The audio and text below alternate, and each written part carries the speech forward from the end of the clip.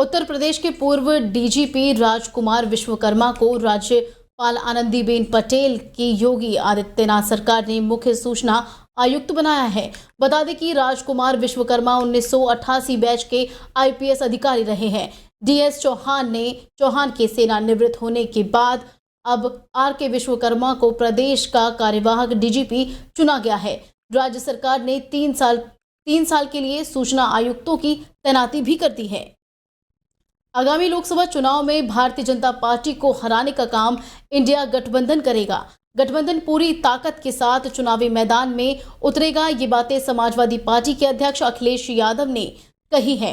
अखिलेश यादव अपनी पार्टी के वरिष्ठ नेता के श्रीवास्तव के पुत्र के वैवाहिक कार्यक्रम में शामिल होने के लिए केपी कम्युनिटी हॉल पहुंचे थे, जहां उन्होंने मीडिया से बात करते हुए कहा कि पेपर लीक हो नहीं रहा है, बल्कि सरकार उसे लीक करा रही है।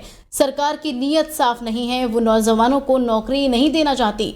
अखिलेश यादव ने आगे कहा कि लोकसभा चुनाव के लिए जल्द ही प्रत्याशियों की घोषणा भी कर दी जाएगी। पैकेज की बात कर रहे हो, लोकतंत्र बचाने के लिए इंडिया गठबंधन एनडीए परिवार को जिताए, यही आह्वान समाजवादियों की तरफ से।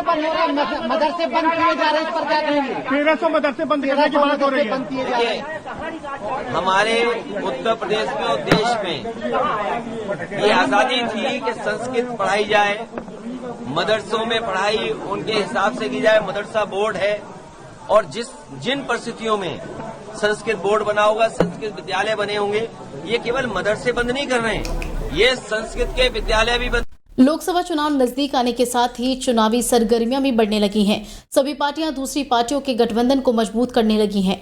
वहीं चुनाव से पहले जयंत चौधरी के नेतृत्व वाली आरएलडी ने अखिलेश यादव की समाजवादी पार्टी के साथ अपना गठबंधन भी तोड़ दिया है। इस बीच भीम आर्मी प्रमुख चंद्रशेखर आजाद के नेतृत्व वाली आजाद समाज पार्टी भी उत्तर प्रदेश में अकेले आम चुनाव लड़ने की तैयारी कर रही है। आज एक सभा को संबोधित करते हुए भीम आर्मी प्रमुख चंद्रशेखर आजाद ने लोकसभा चुनाव लड़ने का ऐलान किया। भीम आर्मी प्रमुख ने कहा है कि वो हर हाल में बिजनौर की नगीना सीट से लोकसभा चुनाव लड़ेंगे। देश की और कई सीटें हैं जहां उनकी पार्टी काफी मजबूत स्थिति में है, वो अपनी पार्टी के उम्मीदवारों को वहां से चुनाव लड़वाएंगे। मैंने हमेशा कहा है कि मिलकर चुनाव लड़ो और भाजपा को रोको। कहना चाहता हूं, भाई ने मुझसे कहा, मैंने उनसे भी कहा, 22 में भी कहा कि भाई मिलकर लड़ो, भाजपा को रोको। लेकिन पता नहीं क्या मुसीबत है, पता नहीं क्या मुसीबत। बताओ, जो पिछली बार उनके साथ थे वो आज कौन से दल के साथ हैं? ठीक है, तो अकेला चंद्रशेखर तब भी खड़ा था और आज भी खड़ा है। और आप अगर नहीं गवाही ले सकते, आप मुझे फोन कर जाते हो तो खतौली पूछना किसने जिता के दिया, आप पूछ के देखना, बताना खतौली किसने जिता के दी। समाजवादी और एलडी बीएसपी गठबंधन था 2019 में चौधरी अजीत सिंह लड़े थे, नहीं जीत पाए खतौली। आप क्या करवा लेना, 30,000 से हारे में, 2017 में हारे। विदेशी नागरिकों से कथित रूप से करोड़ों रुपए की ठगी करने वाले एक कॉल सेंटर का पुलिस ने खुलासा किया है। 14 लोगों को गिरफ्तार भी किया गया है। पुलिस उपायुक्त का कहना है कि थाना सेक्टर 39 पुलिस ने एक सूचना के आधार पर कॉल सेंटर का भंडाफोड़ किया। सूचना पर पहुंची पुलिस ने कई लोगों को गिरफ्तार किया। इनके पास से पुलिस ने 4 गाड़ियां, 18 लैपटॉप, 17 हेडफोन, नेट राउटर बरामद किए हैं। गिरफ्तार किए गए लोगों ने पूछताछ के दौरान पुलिस को बताया है कि ये लोग अमेरिका जैसे देशों में रहने वाले लोगों के कंप्यूटर में वायरस डाल देते हैं और उसे ठीक करने के नाम पर उनसे मोटी रकम वसूलते हैं। गिरफ्तार आरोपियों ने करोड़ों रुपए की ठगी करने की बात भी स्वीकार कर ली है। एक सेक्टर 108 में एक फर्जी कॉल सेंटर का खुलासा हुआ है, जिसमें 14 लोगों की गिरफ्तारी हुई है। इनके पास से 18 लैपटॉप और कुछ मोबाइल हेडसेट भी बरामद हुए हैं। इन लोगों का मुख्य काम अमेरिका के नागरिकों के साथ ठगी करना था।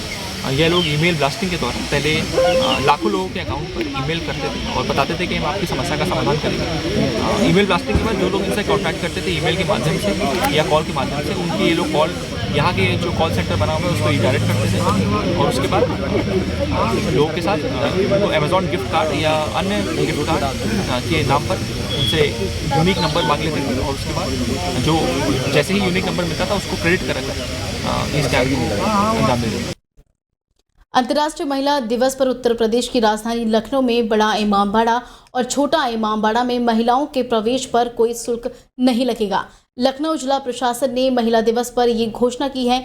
इसके अलावा पिक्चर गैलरी में भी 8 मार्च को महिलाओं की फ्री एंट्री रहेगी। इस संबंध में जारी किए गए आदेश में कहा गया है कि लखनऊ जिला प्रशासन और हुसैनाबाद ट्रस्ट लखनऊ ने ऐतिहासिक इमारतों जैसे बड़ा इमामबाड़ा और छोटा इमामबाड़ा और पिक्चर गैलरी में महिलाओं को शुल्क प्रवेश की छूट दी गई है। ये आदेश आज जारी किया गया है।